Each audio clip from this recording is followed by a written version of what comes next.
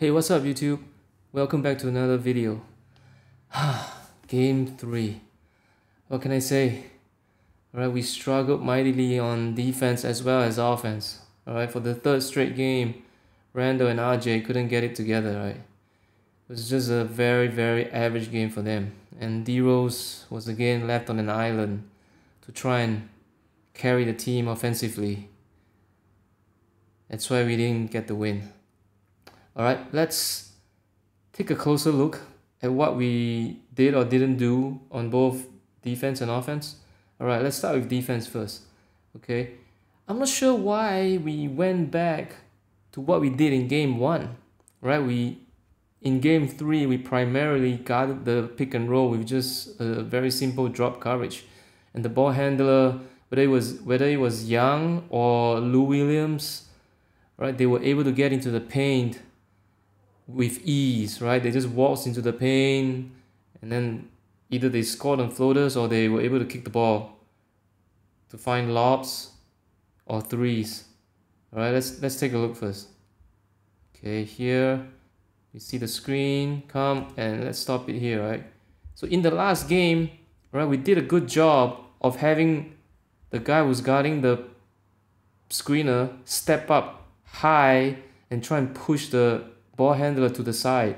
Instead, we leave such a big gap here, and he was able to again do whatever he wanted, and the help was late. All right, Bullock on the other side, he should have got there a little bit earlier.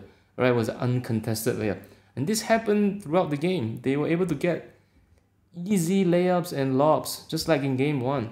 I'm not sure why they didn't go back to our game plan in game 2, which we threw a couple of different looks at the pick and roll. Sometimes we would go with a soft trap, which I talked about earlier.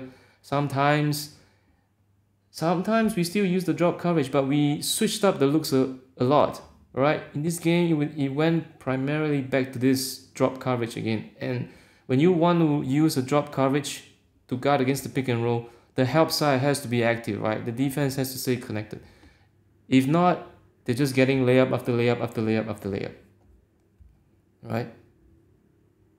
Okay, another clip here, same thing. Taj does the same thing as Randle. He doesn't step up and try and force them away from the driving lane. Alright, he just drops and drops and drops and drops and drops. And here we get lucky. Young throws up a brick. Okay. See, when you're guarding point guards who can really score, guys like Young, Lou Williams, right? You cannot let them get into the paint. You have to step up early, force them to give up the ball, force them to move the ball. You know, it's too easy for them. Right? Okay. So overall, I think there's a lot of we can do better on defense. All right? And on the offensive side of the ball, we need to make Young play defense.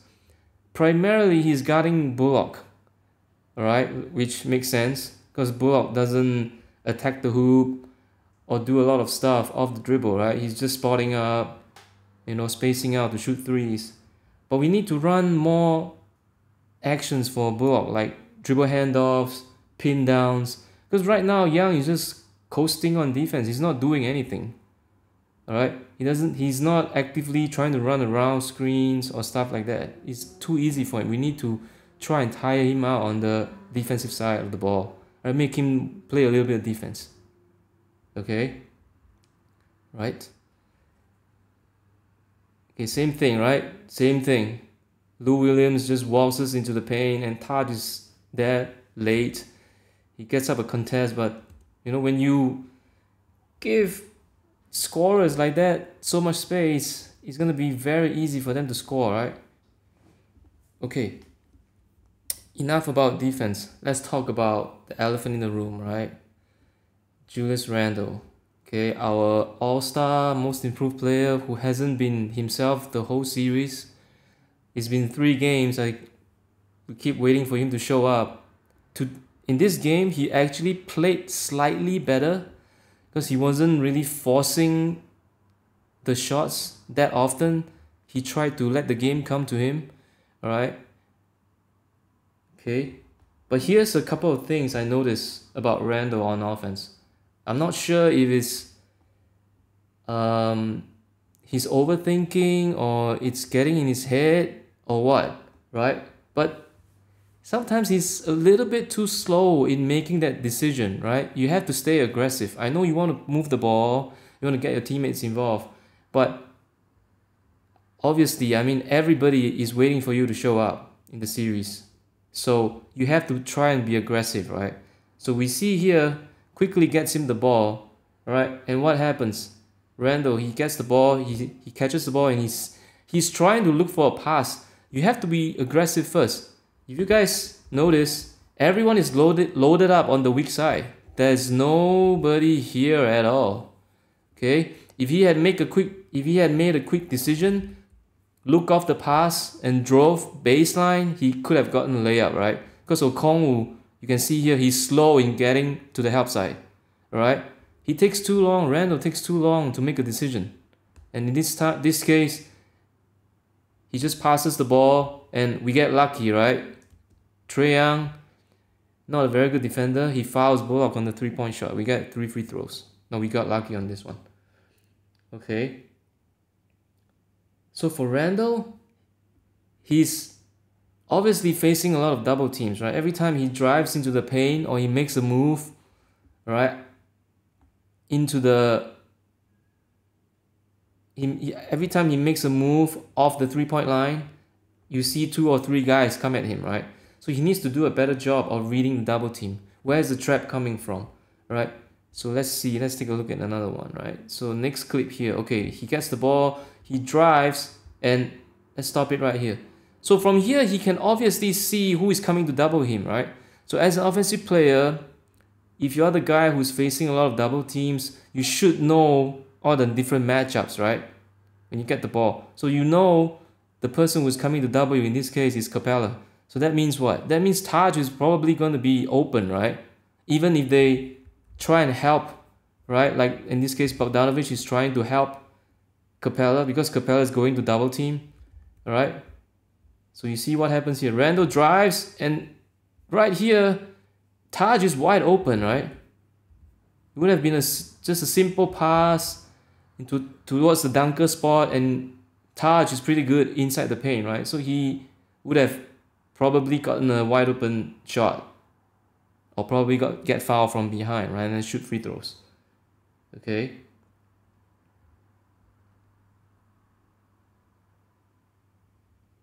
So here he chooses to pass to RJ. All right, he's been hitting the corner 3, so it's not really a bad pass, but you guys get the point, right? You have to try and look inside sometimes, right? You cannot always be just driving and kicking outside every single time, right? It becomes very easy to guard, right? So let's take a look right here. Okay, here we come off a 21 action or pistol action. Bullock swings the ball to Randle right here. Okay, the whole left side of the floor is open right now, right? So he makes a decision, quick decision, which is a good thing. He goes, but right here, he doesn't realize that Taj actually seals off Capella, right? It would have been a wide open layup. So I'm not sure if he's looking towards the hoop or he's just concerned about Collins guarding him right now. So instead of just driving to the hoop, where he would probably get a wide open layup because Taj has sealed off Capella, right? He turns into where all the defenders are, right? All 5 guys from Atlanta are all on that side of the court, all right? I'm not sure what he was thinking right there. All right, okay. Here's another one.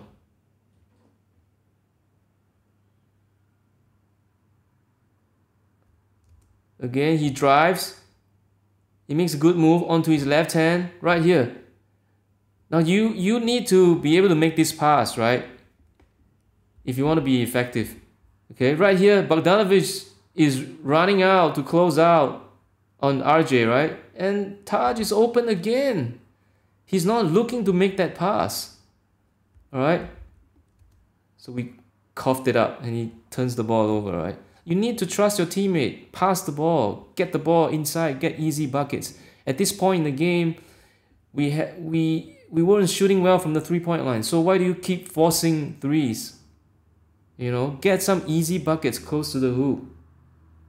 Right? Again, to what I alluded to before, if you are always driving to kick it out to shooters outside the 3-point line, it becomes very easy to guard. Because the help defense, they know that you're gonna kick it out, right? So they don't need to sag into the paint to help on the interior. Alright, every time you get inside, it's always a kick out. Every time you get inside, it's a kick out. Sometimes you have to look for the dunker, alright? The guy who's at the dunker spot. The guy who's roaming around, alright? When the double goes, he's gonna be open, right? Because you need to know who's the double man, right? Who's coming over to double team you. If it's Taj's man or it's somebody else, so he's gonna be open, right? Okay, turn the ball over there. So this one. So Randle gets the ball, isolation on the left wing. He drives towards the middle. All right, right here.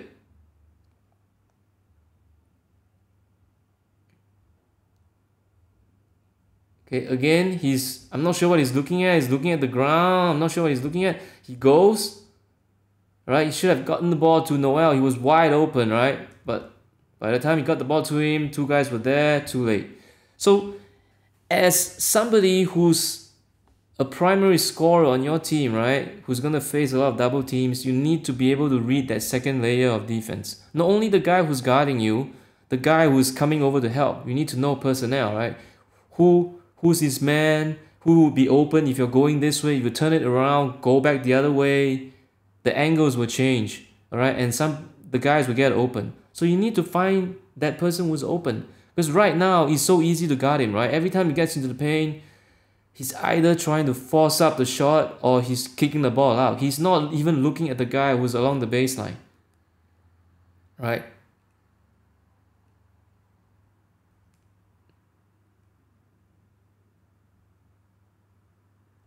So you want to try and score easy points close to the basket, get foul, maybe put the other team in foul trouble instead of just trying to kick it out every time. I know it's great if our shots are falling, but our shots were not falling. Right? So you need to look for other ways to score easy points. Right? So here's another one. Look at this. Come on now. Nerlens was wide open. Right? He didn't even look at him. And he just chucked the ball to the corner. It was almost a turnover. Right? You have to find those passes. Right? He was wide open. It would have been a lob. Alright? And Nerlens was making his free throws today. Right? So you gotta trust the ball inside. Don't always think about hitting threes. Right? When shots are not falling, try and get inside. Get easy buckets, right? Fouls. Get the other team in foul trouble. Alright? Easy buckets. Okay. Alright, I think that's it for today. Alright, I think for how badly we played, we were still within striking distance in the third and the fourth, right? The game was like, it went down, I mean, we were down by like maybe 16, 17, and then we took it back to 12, 14, right?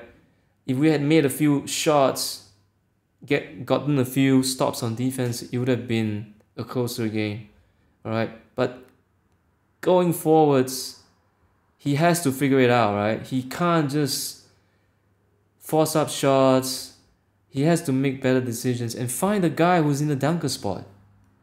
Right? Easy points. Or get the other team in foul trouble. Alright, that's it. Alright, I still have confidence in the guys. Alright, but the next game is gonna be a lunchtime game, 1 o'clock. It's gonna be tough. Alright, I think traditionally teams don't really play that well for afternoon games. I could be wrong. but it could apply to both teams. I'm not sure, but let's get behind our boys. All right, I think we have a chance to tie up the series and bring it back to MSG. Okay, all right, that's all I have today.